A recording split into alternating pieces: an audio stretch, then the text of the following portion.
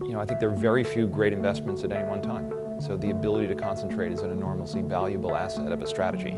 But if you want to make high rates of return over a long period of time, it's hard to do that being very diversified. So business quality to us is the single most important criterion for determining what's interesting. Because if we can't predict the cash flows, we don't know what it's worth. If we don't know what it's worth, we can't invest.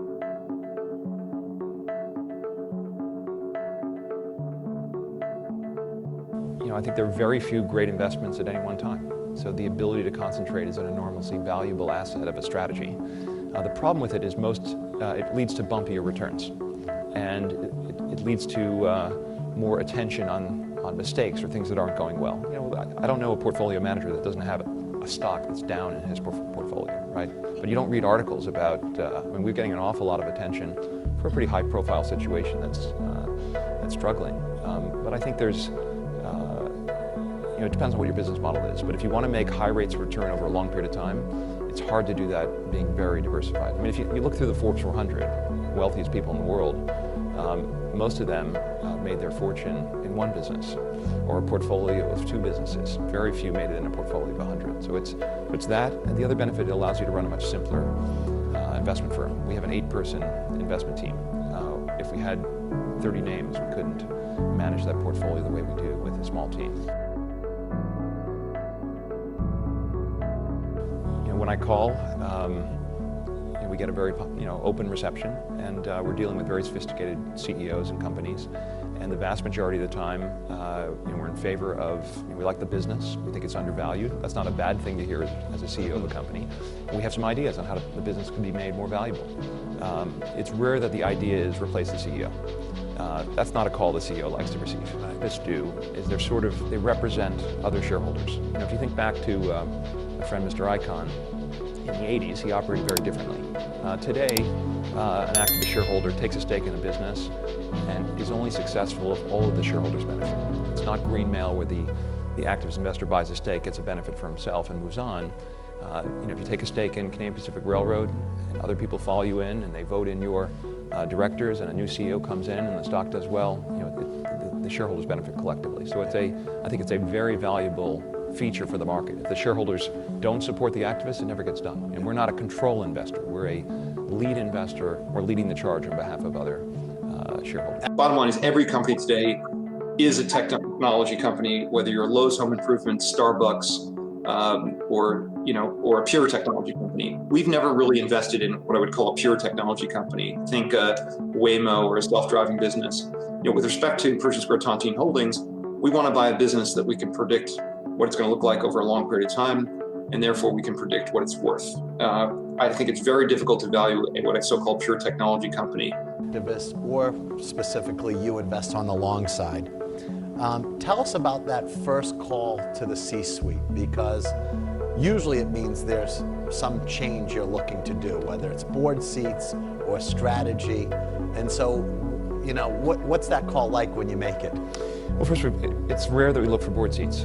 I'm on 3 boards today, but we've made 26 activist investments, I'll call it, and we've been on 4 or 5 boards over. So it's a minority of the time. I think it's when I call, we get a very open reception, and we're dealing with very sophisticated CEOs and companies.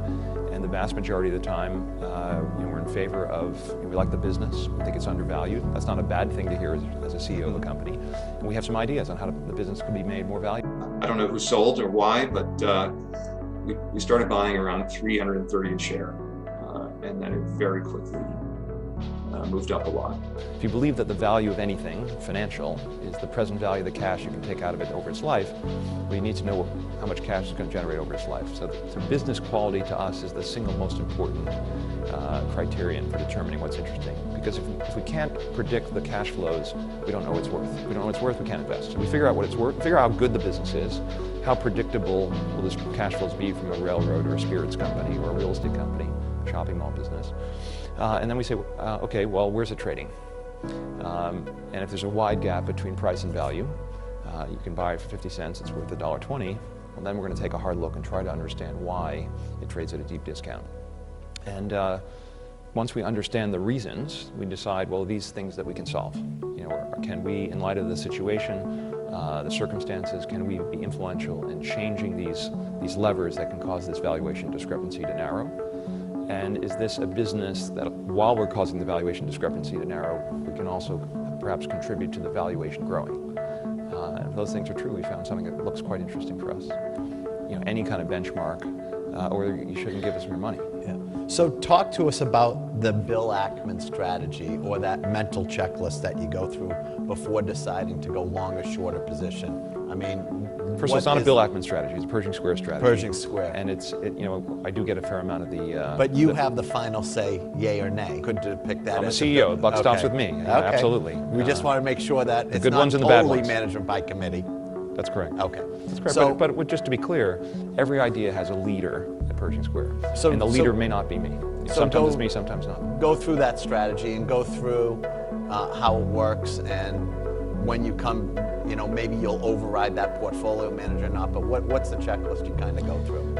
So we look for very high quality businesses, what we describe as simple, predictable, free cash flow generative, dominant businesses, a business that Warren Buffett would describe as having a moat around it, right? If you believe that the value of anything financial is the present value of the cash you can take out of it over its life, one of the best investments we ever made, it took us 4 hours to do the work. It was during the financial crisis. Which was that? Wachovia Corporation. Okay. So I was on my BlackBerry eating breakfast at the Brooklyn Diner in front of my building, and there was a story went across the, I was just reading a Wall Street Journal headline, a Reuters headline, excuse me, went across saying that Citigroup to acquire the Wachovia banking subsidiaries for $2 in Citigroup stock. The stock was halted. This was kind of an interesting transaction because they were buying the subsidiaries for Citigroup stock. I figured, it's interesting. What happens to the holding company? So I went back to kind of went upstairs to the office and cracked open the 10K. And another member of the team, Mick McGuire, he and I worked on it. And what was interesting is the 1,000-page 10K of Wachovia Corporation, I think 900 pages were on the banking subsidiary. There was fewer than 100 pages on the holding company. And by buying the banking subsidiary, Citi was leaving a holding company which had cash, in Wachovia Securities, A.G. Edwards, they had paid $6-7 billion for it 6 months before, Evergreen Asset Management, and they were taking a $27 billion loss on the sale of the subsidiary. It also had a liability called non-cumulative perpetual preferred stock, which if you ever want to have a liability in your life, this is the single greatest liability to have. It's a form of equity where you never have to pay a dividend, and when you don't pay them, they don't accumulate. And the worst case is they get a couple directors on the board, and you say hi to them each meeting, and you have this and I said, look, this could be our Berkshire Hathaway. And at the end of the day, we figured the asset, in 4 hours we determined the holding company was worth at least $11 to $14 cash, a tax refund that you could carry back the $27 billion loss, recover cash taxes that have been paid. So you have this cash vehicle, Wachovia Securities, which is a good wealth management business. A.G. Edwards, another interesting asset. These are businesses you know well. And the stock opened after it was halted at $1.84. So we said, look, it's worth 11 to 14, $1.84. We bought 42% of the volume for the next 4 days. Some answers to some questions we had. On Herbalife, we were able to figure things out without meeting with the management. Mm-hmm. So tell us a little about your portfolio. Why so few names? Obviously there has been some rumors of the performance, up 6% for the first quarter. I know you can't say that's accurate or not accurate, with most of your portfolio up double digits, one down double digits, which we'll talk about. But give us just a take on why so few names. The best investments are the ones where we are the confident we're right and everyone else is wrong. If you're arrogant in investing, you're going to get killed, right? If you're not confident, you'll never make an investment, right? So you have to do a sufficient amount of work to be confident enough to have the conviction to do something that's contrarian, right? We bought the stock of a soon-to-be bankrupt a shopping mall company during the financial crisis at pennies per share. You have to be willing to look silly when you do something like that. General Growth stock's up 90-fold since our original investment. We had confidence. Maybe people thought it was arrogant to believe that we could be successful in turning it around.